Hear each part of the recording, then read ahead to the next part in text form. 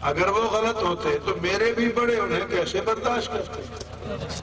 سمجھ آ رہی ہے بات؟ حضرت حسین یہی تو بتلا رہے تھے کہ تقیے والا مذہب میرا نہیں ہے۔ خیر، میں عرض کر رہا تھا کہ وہاں بھی بہت سمجھایا، وہاں بھی بہت سمجھایا۔ ہاں، منہ مت کھول، زبان درازی مت کر، کچھ کہنا ہے تو پہلے سوچ، جو وہاں کہے گا وہی یہاں کہے گا۔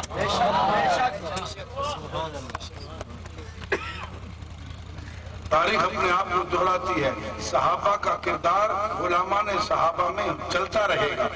اہل حق کی ایک جماعت چلتی رہے گی جو ہر طرح کا کردار صحابہ کا زندہ کرتی رہے گی۔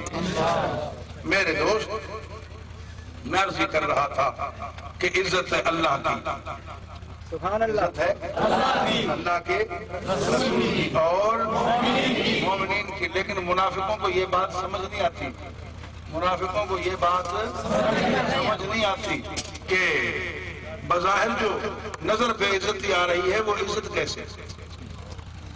1400 برس گزر گئے، اس سے زیادہ عرصہ گزر گیا،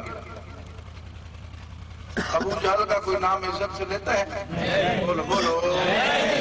نہیں، میں مسلمانوں کی بات نہیں کر رہا، اس کے اپنے ہندو بت پرست وہ ابو جہل کو عزت سے یاد کرتے ہیں؟ بول بھائی۔